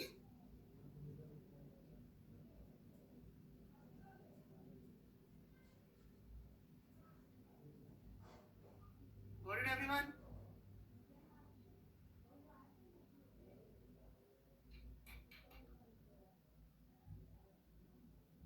क्या रट रहा है ये बच्चा? ऋतिक कुमार बेटा, तुमने पुराने रट्टे मार रखे. मैं पढ़ाता कुछ भी हूँ, तुम यहाँ पे वो टाइप कर देते जो तुमने पुराना रट्टा मार रखा है. बहुत मुश्किल है समझा. एक छोटा सा किस्सा सुना देता हूँ मैं.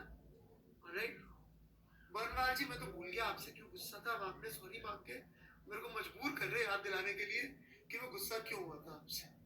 ऑलराइट. सॉरी नहीं मांगा था तो मुझे याद भी नहीं होता.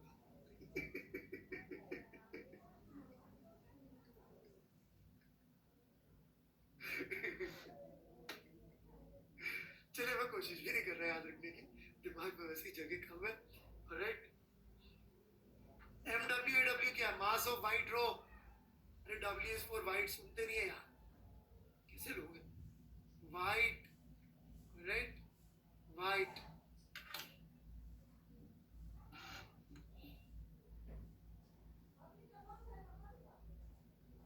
हाँ, ये ऋतिक कुमार जी के लिए और बाकी लोग जो बहुत ज्ञान प्राप्त करके आए हुए लोग यहाँ बैठे हुए हैं, उनके लिए है छोटा सा किस्सा. राइट. वो ये कि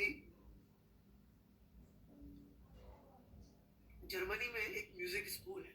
ये मेरे को हमारे एक प्रोफेसर साहब ने सुनाया था. ऑलराइट. वहाँ पर जब बहुत फेमस म्यूजिक स्कूल है, वहाँ पर जब एडमिशन लेते हैं तो फॉर्म में वो पूछते हैं कि भाई आपको क्या सीखना है. तो आपने लिखते हैं साहब वायलिन सीखनी. फिर दूसरा क्वेश्चन, क्या आपको वायलिन बजानी आती है? तो दो तरह के आंसर लिखेंगे, यस और नो. जब यस लिखते हैं तो वो अलग डिपार्टमेंट में जाता है, नो लिखते हैं तो अलग डिपार्टमेंट में जाता है. यस वालों की फीस अलग, नो वालों की फीस अलग. आपको पता है फीस किसकी ज्यादा लेते हैं वो लोग? यस वालों की. क्योंकि पहले तो उनको जो गलत आता है वो बुलाना पड़ेगा.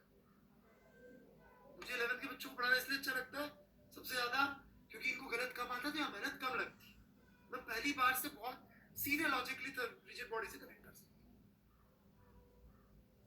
पर यहाँ भी ज्ञानी लोग आके बैठे. ये सच में म्यूजिक में I have heard Pandit Hariprasad Chaurasia explaining this to somebody in interview कि जब उनको अपना बांसुरी सीखनी थी और उनको ठीक ठाक बांसुरी आती थी तो ही approached a very famous guru कि गुरुजी मुझे बांसुरी सिखाइए. वो 3 महीने तक रोज जाते रहे. वो बोलते रहे गुरु कि तुम्हें आती है, तुम्हें आती है, तुम्हें आती है, रहने दो. रोज जाके बैठ जाए, वो रोज वापस भेज दे. हरिप्रसाद जी परेशान. हरिप्रसाद चौरसिया देश के बहुत फेमस बांसुरी वादक. राइट. तो फिर उन्होंने जाकर 3 महीने बाद उनको समझना क्यों मना कर रहे गुरु जी. उन्होंने बोला गुरु जी ऐसा है, आज तक मैं बांसुरी इस हाथ से बजाता था, मैं इस हाथ से बजाऊंगा. आप मुझे सारे गामा से सिखाओ, मुझे सारे गामा से सिखाओ, सरगम से. तब तक उनके प्रोग्राम आ चुके थे ऑल इंडिया रेडियो पे, जो बड़ी बात होती थी. ये उनके मुंह से इंटरव्यू में सुना हुआ है, चौरसिया जी के मुंह से. अब आप देख लीजिए, जो आपको आता है, आपका ज्ञान सराखों पे, प्लीज किसी और को दीजिए. Thank you. Bye bye. बढ़ू मैं आगे. चलिए जी.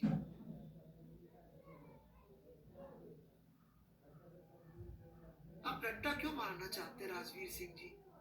ये भी जीरो हो सकता है, नहीं आए, ये भी नॉन जीरो आ जाए। जब आएगा तब देखेंगे भी रट के क्या करोगे बेटा, क्या करोगे रट के, राइट?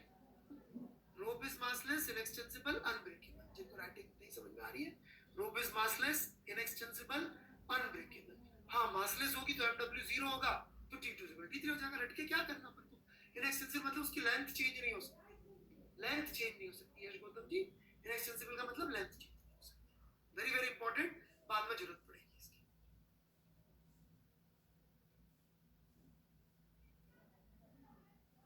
ठीक है, और कोई डाउट? हाँ, दोनों पकड़ के खींच रहे तो एक्सेलरेशन भी जीरो हो जाएगा। इस पर्टिकुलर केस में दिस बिकम 0 into 0। ठीक है, तो अपन देख सकते हैं T1 is equal to T2 is equal to T3 is equal to T4, ये सब आ गया by mixture of second law and third. अभी आएगा ना कसट जी, मैं जो भी बोल रहा हूँ सबका यूज आएगा, तभी पढ़ा रहा हूँ ना। ये तो नहीं बोला ना रोप का रंग हमेशा काला होता है, क्यों नहीं बोला? वो काम का नहीं है, बोलो इनएक्सेसिबल तो काम आएगा भाई, पेशेंस से सुना। विभोर श्रीवास्तव जी, यदि आपको ये सब जनरल डाउट पूछना है, I M blocking you here, right? Because मैं बहुत वार्निंग्स दे चुका हूँ, आपका बिल्कुल पढ़ाई में ध्यान नहीं लग रहा है, सो यू आर ब्लॉक्ड विभोर श्रीवास्तव जी, राइट? ये सबके लिए मैं मैसेज पे, हर मैसेज का मैं आंसर कर रहा हूँ, बट ये इतने नालायक बच्चे हैं कि वो मैसेज पे नहीं पूछेंगे सब चीज, उनको यही पूछना है जब मैं पढ़ा रहा हूँ something important. This is spamming, ये ब्लॉक्ड। बढ़ो मैं आगे। इनफैक्ट जब मुझसे आप लोगों ने पूछा था कि सर जी ये बताओ आप यहाँ पे इतने सारे टुकड़े क्यों किए, यहाँ पे इतने सारे टुकड़े इसीलिए कि ये प्रूव करने के लिए कि रोप के हर पार्ट में सेम लॉजिक लगा लगा कर प्रूव कर सकते हैं कि टेंशन की वैल्यू सेम आ रही है। कब? Under these assumptions, under this condition. पर इसको रट के बैठ जाओगे जैसा आदित्य कुमार जी रट के बैठ गए तो मरोगे। So that's all on tension for now. आपको कोई डाउट हो तो पूछ लीजिए, ऑलराइट? फिर हम लोग आगे बढ़ेंगे।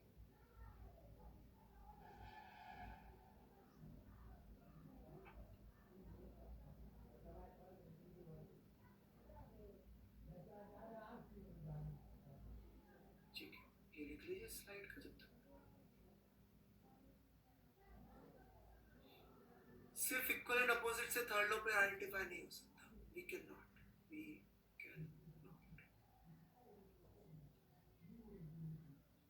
देखिए कौन सी बुक फॉलो करूं, जयेश कारपेंटर। इसका बिल्कुल मन नहीं लग रहा पढ़ाई में, अगले एक हफ्ते में। अब तो एक बार कमेंट लिख दे जयेश कारपेंटर, यदि मैंने तेरे को ब्लॉक नहीं किया तो देख लेना, अब तो लिख मत दियो कुछ, मैं पढ़ा रहा हूँ टेंशन, इसको ये करना। किताब कौन सी?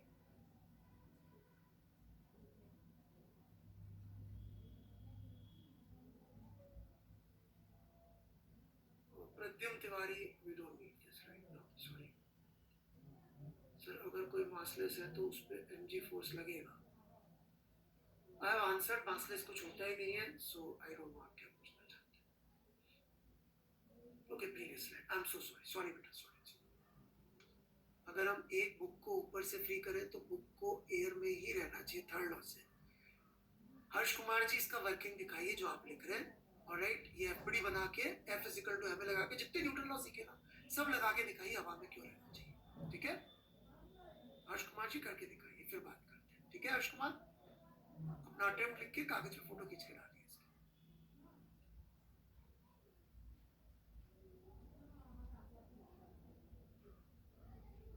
हाँ, साइमल्टेनियसली आता है।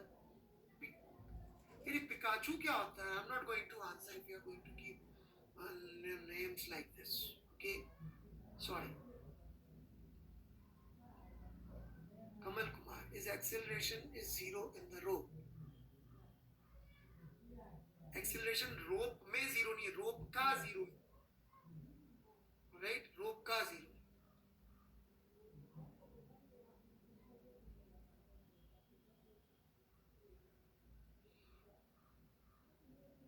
ओके,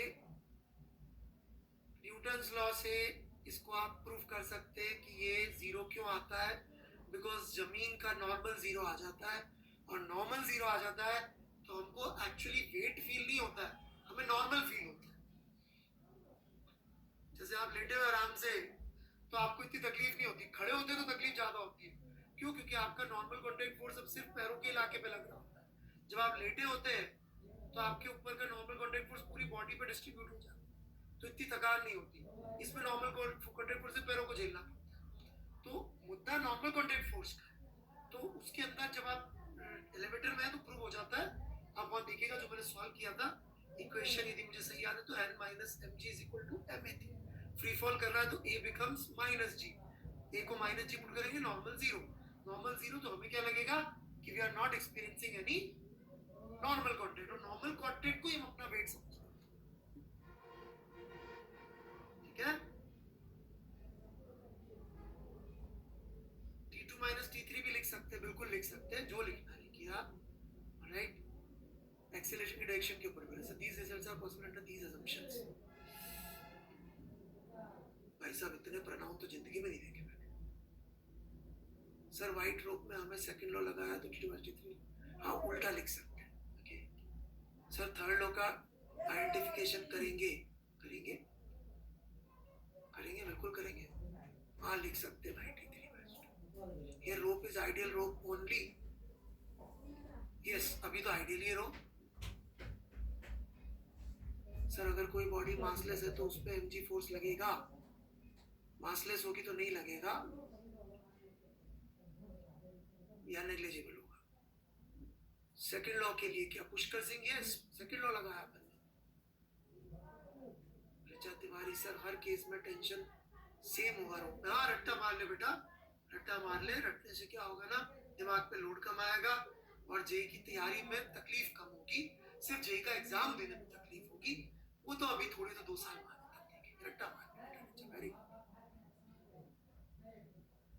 बेटे। मैंने कंडीशंस दी वो तो आप समझ नहीं रही है, क्वेश्चन क्वेश्चन मार्क लिख रही है। फिजिक्स ऐसे रट के नहीं चलती, अब मैं क्या करूं, मैं फिजिक्स इजी नहीं बना सकता जेई की, मैं कोशिश कर सकता हूं आप जेई की फिजिक्स के लेवल तक पहुंच जाए, मैं जेई का फिजिक्स का लेवल आप तक नहीं ला सकता क्योंकि पेपर मैं नहीं बनाता। मैंने यहाँ इतना सारा समझाया, सब कुछ आपने बोला नहीं सर छोड़ो ये सब तो चल बेकार ना सर, ये सब कौन इतना सारा कौन समझेगा, मैं रट्टा मान लेता हूँ ना, ये बताया तो सही बेटे मैंने। आप तो आपको आपका जवाब सवाल पढ़ के तो यही लग रहा मुझे कि भाई आप याद कर लेना चाहती हैं कि भाई सर टेंशन हर केस में, हर केस लिखने का मतलब ही है कि अपन याद कर लेना चाहते हैं। बेटा यदि हर केस होता रिचा तो एक बात सोचो रिचा तिवारी जी, वो लॉ नहीं हो जाता बेटे। जो भी टीचर आपको लॉ के अलावा हर केस बोल रहा है, आप थोड़ा क्वेश्चन करिए कि ये टीचर क्या इतना इंटेलिजेंट है कि इसने हर केस देख लिया। सोचो आप, और इतना इंटेलिजेंट तो इसके नाम पे लॉ क्यों नहीं है?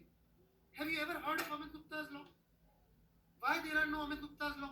क्योंकि Amit Gupta is not that intelligent, क्यों हर केस बता सके? Why there are only Newton's law? Because Newton could tell every case ना, और उसमें भी सारा कंडीशनल था, उसमें भी कंडीशनल था, हर केस बताते बताते भी कंडीशनल। तो मेरी क्या औकात जब न्यूटन यूनिवर्सल लॉ नहीं दे पाया, मैं कहां से रोक के यूनिवर्सल लॉ दूंगा? मेरे बच्चों प्लीज इजी करने के चक्कर में गलत मत जाओ।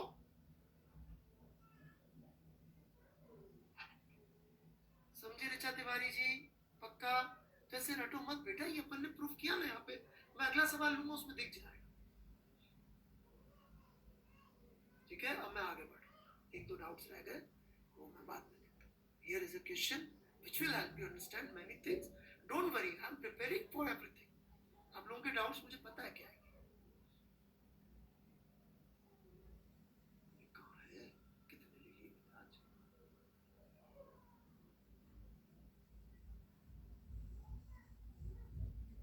Okay, here we go. Very simple question, जल्दी से ट्राई करेंगे। Alright, ट्राई नहीं करेंगे यहाँ तो सॉल्यूशन ही है, sorry. Let's start again. Okay, यदि किसी का क्वेश्चन छूट गया हो तो हाथ जोड़ के माफी चाहता हूँ, बिल्कुल दिल पे मत लीजिएगा। मेरी किसी से कोई दोस्ती दुश्मनी नहीं है प्यारे बच्चों, ऑलराइट।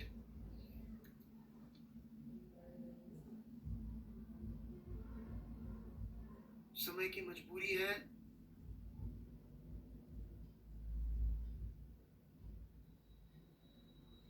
ये एक लिफ्ट है,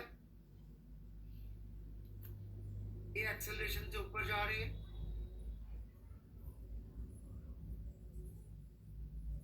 इसमें एक M1 मास का ब्लॉक M2 मास की रस्सी से लटका हुआ है, ठीक है, जहां पर M1 is 10 kilogram, M2 is 1 microgram,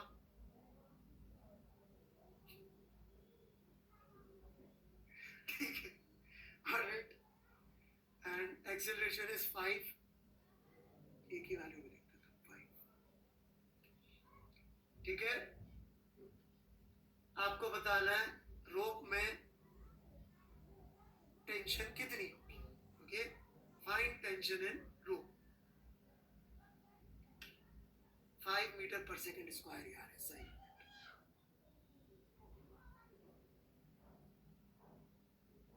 ठीक है।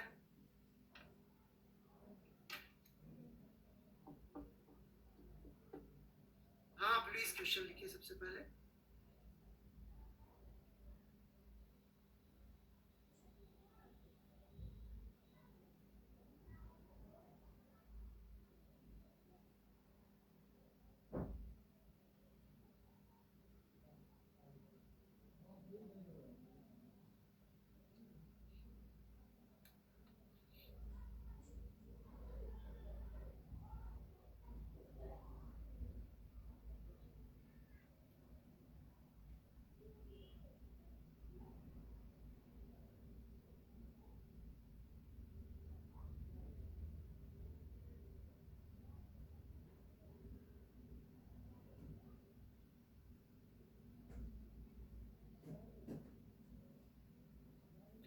So, are you ready with the solution?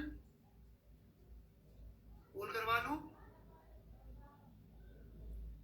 Ajay Singh ji का क्वेश्चन था कि टेंशन फोर्स ओनली रोप पर लग रही है। हाँ जी, रोप पर लग रही है बेटा, मैं आंसर नहीं दे पाया था, आई एम सो सॉरी। डी बार बोलो, significantly different at different points, significantly different at different points.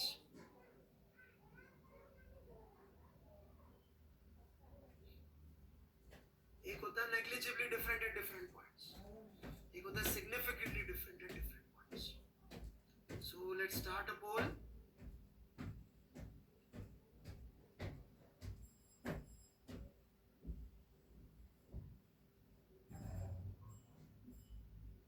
एक मिनट का पोल है।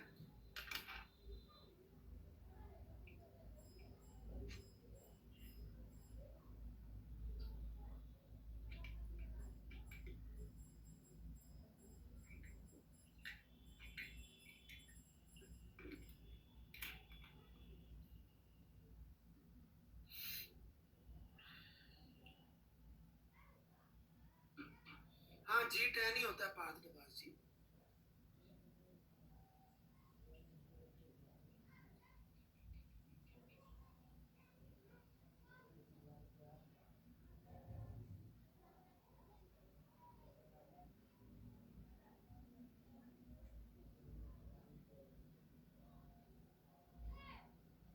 आदर्श भारती जी, अभी डाउट पूछने का टाइम निकल गया। So sorry, only 44% got it right. Okay, only 44% got it right.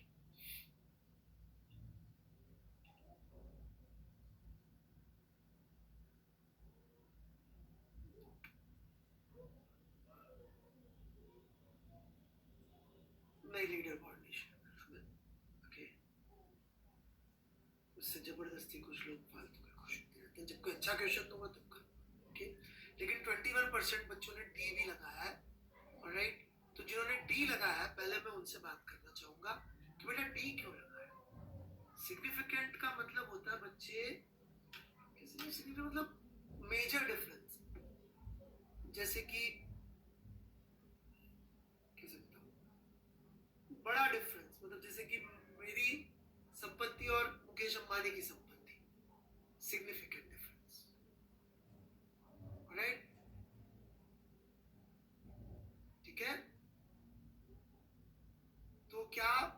Microgram का वजन, मास इतना ज्यादा होगा कि अपन इसको मासलेस ट्रीट कर सकते हैं कि नहीं कर सकते? चलिए बताइए, इस रोग को इस सिचुएशन में मासलेस ट्रीट करना गलत है कि सही है? यस और नो? जल्दी पोल पोल पोल पोल में यस। यस, मैक्सिमम बच्चों का सही आंसर। 4% लोग कुछ बोलना चाहे तो बोल दे। 6% लोग हो गए, अब बढ़ते जा रहे हैं 7%। 10 किलो के सामने 10⁻⁻6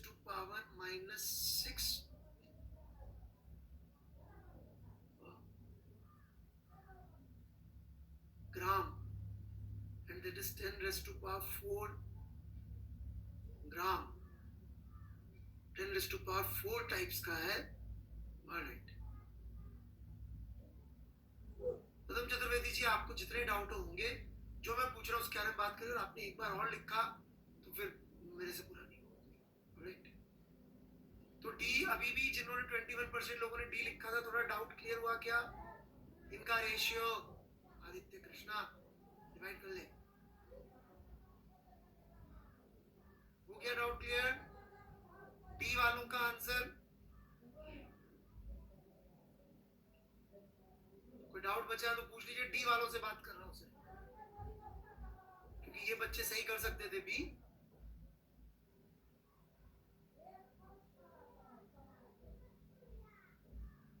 डी वाला कोई बचा है? ओके, कोई बात। अब समझ में आया मासलेस? अब बच्चों क्या होगा ना, जैसे जेई वाले क्या करेंगे, किसी दिन, आज तक नहीं किया उन्होंने ये सवाल, कभी नहीं दिया उन्होंने, कि बच्चे को सोचना पड़े कि इस क्वांटिटी को मैं इग्नोर करूं कि मानूं। समझना मेरी बात, जेई ने आज तक नहीं दिया। तो मैं आपको उस बेसिस पे पढ़ाऊं जो जेई में आया हुआ है, या जो मुझे लगता है जेई ने नहीं दिया और कॉन्सेप्चुअली सिग्निफिकेंट जो आ चुका उसके बेसिस पे पढ़ाऊं?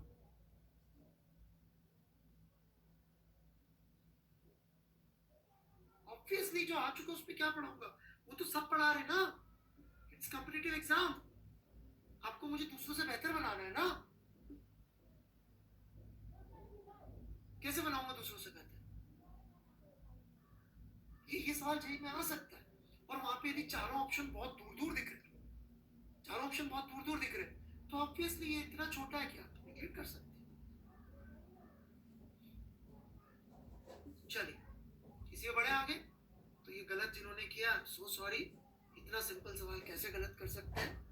ऑलराइट, ये एक ब्लॉक है बेटा M1, इसका एफबीडी बना रहा हूं मैं। टेंशन का फोर्स ऊपर बनाया पुल, और ग्रेविटी का फोर्स नीचे बनाया M1G। और कोई फोर्स लग रहा है क्या इसके ऊपर? क्या और कोई फोर्स लग रहा है इसके ऊपर? वाले नो मत लिखिए, कोई और लग रहा है तो लिखिए। ये देखिए, विलायक मलिक, लेकिन निश्चल, इस बच्चे ने कोई क्लास अटेंड नहीं करी आज तक, इसके लिए एमए फोर्स। इस एमए फोर्स जो एफबीडी में बनाओगे, एमए निखिल निश्चल, कम से कम अब तक तो रटी गया होगा यार। एमए फोर्स नहीं होता, एमए फोर्स नहीं था, एमए फोर्स नहीं था। किस्सा भी सुनाया था, कहानी भी सुनाई थी मेरे पहले लेक्चर की, न्यूटन लॉ की, इसलिए कि शायद याद रह जाए।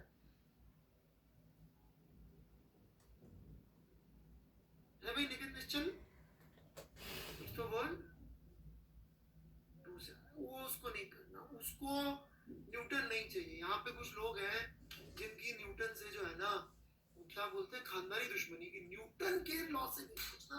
मैं सर खुद सोचूंगा, कहाँ न्यूटन, अपन न्यूटन के कंपेरेबल।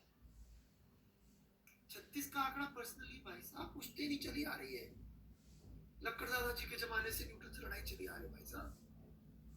वो न्यूटन के प्रॉब्लम होगा न्यूटन से, तो वो क्या बोलेंगे, हम न्यूटन से नहीं सोचेंगे, हम खुद सोचेंगे F = M, भले ही गलत सोच ले, उनको सोचने नहीं न्यूटन से।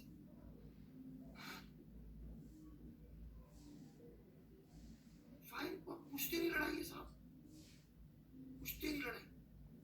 भाई न्यूटन की बात सुन लो, अपनी मत सुनो प्लीज प्लीज। और कोई डाउट है इसमें? एफबीडी में बेटा नॉर्मल कॉन्टैक्ट फोर्स नहीं लगाती, रोप टेंशन लगाती है। पुल पुल लगाया ना बेटा ऊपर, ये जो रस्सी थी इसका इतना सा हिस्सा अपन ने ब्लॉक के साथ मान लिया, तो बची रस्सी ने इसके ऊपर टेंशन लगा दी। और कोई डाउट?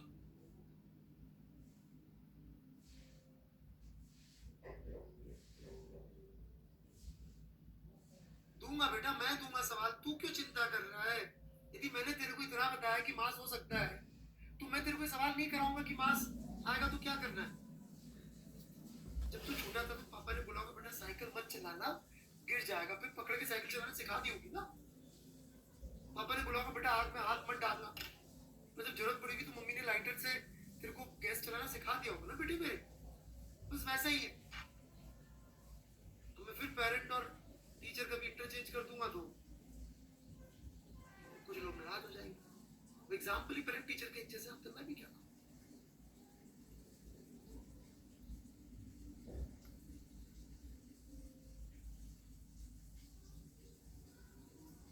ओके, पेंशन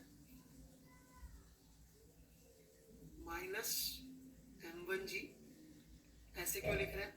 जनरली हम लोग क्या करते हैं, जिस तरफ एक्सेलरेशन होता है ना उसी दिशा को प्लस ले लेते हैं। समझे क्या मेरी बात? जैसे एक्सेलरेशन ऊपर की तरफ है तो अपन ऊपर की डायरेक्शन को ही पॉजिटिव ले लेते हैं। समझे क्या मेरी बात? तो इसलिए अपन क्या करते हैं, t माइनस m1g लिख लेते हैं। उससे क्या होता है ना, इस साइड कम से कम प्लस आ जाता है, इस साइड प्लस आ जाता है। नहीं तो क्या होगा ना, फिर इस साइड माइनस लिखना पड़ेगा। और अपन लोग के दिमाग में समाओ f इजिकल टू m में बैठा हुआ, f is equal to minus m में लिखते हुए अपने को अजीब लगेगा। मेरी बात समझ रहे मैं क्या कह रहा हूँ? क्यों लिखते हैं ऐसा? क्योंकि दिमाग में m में बैठा हुआ है, तो अपन वो माइनस m में लिखने से पहले 2 बार सोचेंगे। तो अपन क्या करते हैं, अपने दिमाग को कितना सुधार लेंगे। न्यूटन सेकंड में सुधार सुधार तो मेरे को 1.5-2 हफ्ते निकल गए। वहां मैं बोलूं माइनस ए लिख को, उसकी बजाय मैं क्या करता हूँ कि भाई मैं हमेशा एक्सीडेंट डायरेक्शन में प्लस लिख लेता हूँ। तो एक्सीडेंट डायरेक्शन का प्लस, तो ये फोर्स आ गया और ये दूसरा फोर्स आ गया क्योंकि नीचे लग रहा है। इसको सॉल्व कर दीजिए, P1 का वैल्यू m1g प्लस m1a हो जाएगा।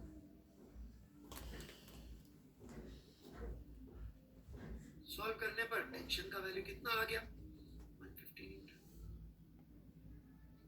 कोई मुझसे पूछ ले सर मान लो मैंने रस्सी को यहां से तोड़ा होता, फिर मैं बोलता बेटे यदि तूने यहां से तोड़ा होता तो भी मेरा आंसर यही रहता। क्यों बोलता मैं रस्सी को यहां से तोड़ने में भी आंसर यही होता?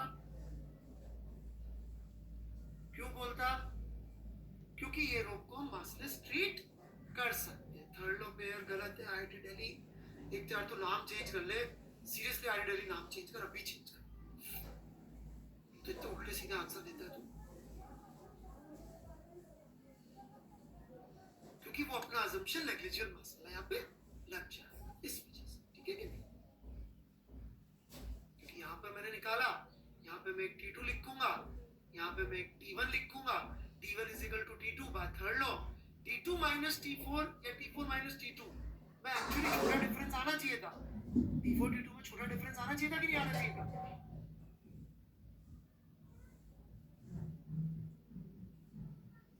लेकिन इतना कम है कि नेगलेक्ट कर दिया। चलिए एक सवाल और कर लेते हैं, उससे मेरे ख्याल से चीजें क्लियर हो जाएंगी। सेम क्वेश्चन है, डिफरेंस बस इतना सा है कि एक तो स्ट्रिंग की जगह ना इसको रोप लिख लेना।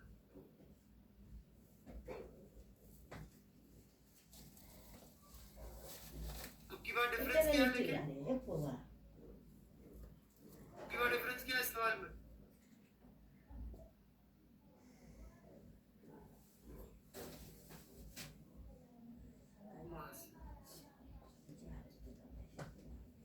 बाकी सब कुछ कर लीजिए आप जल्दी से। गुड मॉर्निंग, स्वागत।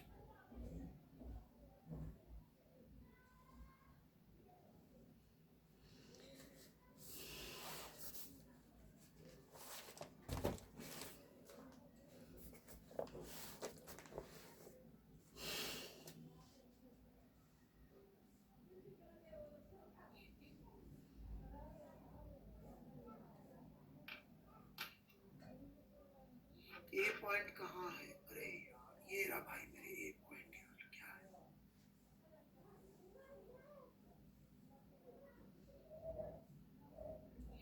सेकंड से पहले सॉल्व करें प्लीज। अब यह डाउट लिख लीजिए।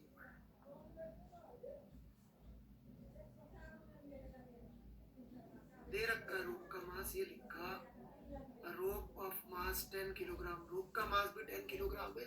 यदि आप में पढ़ने की पेशेंस होती तो मिल जाता। रोप का मास भी 10 किलोग्राम, ब्लॉक का मास भी 10 किलोग्राम।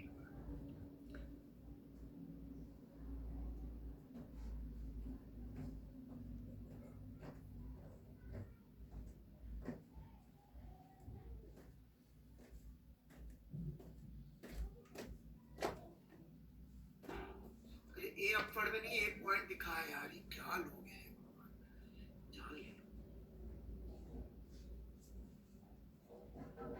ये ए अपवर्ड क्या है?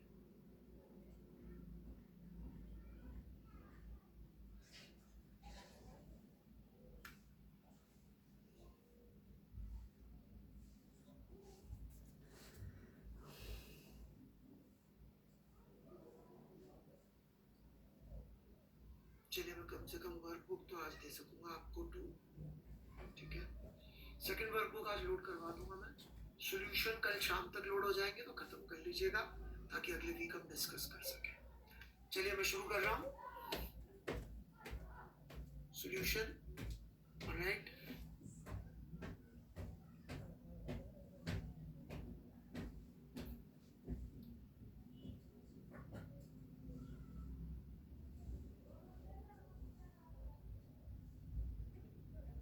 सबसे पहले हमने क्या किया बच्चों, सिर्फ इतने से हिस्से का फ्री बॉडी डायग्राम बनाया, ठीक है क्या। ये फ्री बॉडी डायग्राम में एक फोर्स गायब था, मैं बना दे रहा हूं 100, ठीक है। ये फ्री बॉडी डायग्राम में कोई डाउट है तो लिख दीजिए। इस फ्री बॉडी डायग्राम में कोई डाउट हो ये तो अंगूठा ऊपर कर दीजिए। नो या यस मत लिखिए। डाउट नहीं है तो थम्स अप, डाउट है तो पूछ लीजिए। और ये इक्वेशन अपन ने इस पॉइंट के लिए लिखी है। यहां रोप में मास है कि नहीं, उससे कोई फर्क पड़ेगा क्या? 100 कैसे आया ये? 10 g mg, g को 10 लिया, 10 into 10 100 होता है।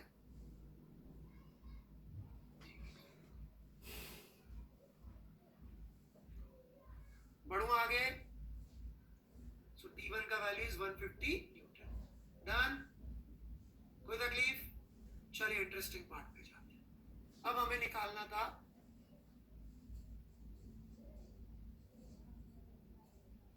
Tension at the middle portion which is B, right. T1 was tension at point A। जिनको T1 का मतलब समझ में नहीं आया, T1 is tension at point A, tension at A। T2 tension at B, यहाँ लिखा फुल ब्लॉक,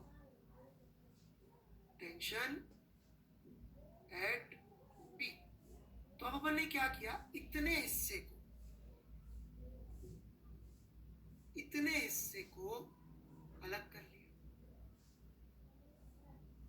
अब जो फोर्स यहां पे लग रहा था वो हमारे सिस्टम के अंदर चला गया, उसकी चिंता हमें नहीं करनी। अब इसके ऊपर T2 फोर्स ऊपर वाली रोप लगा रही होगी,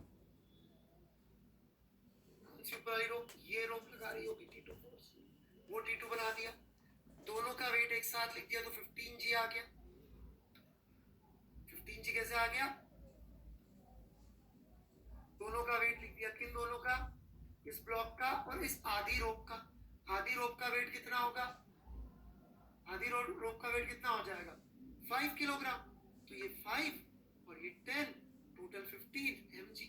तो T2 minus 15g is equal to mass into acceleration।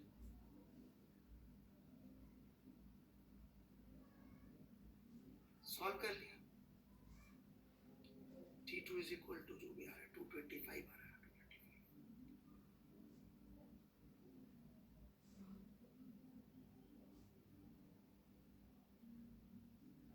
ठीक है,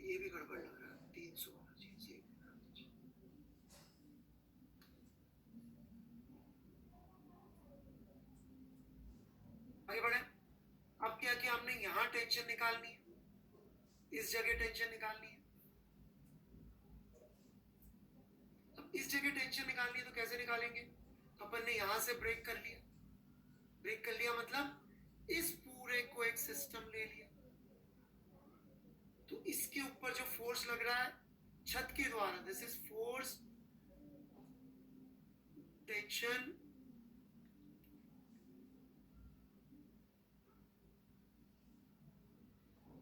by ceiling on बचा हुआ सिस्टम। टोटल मास कितना हो गया अभी?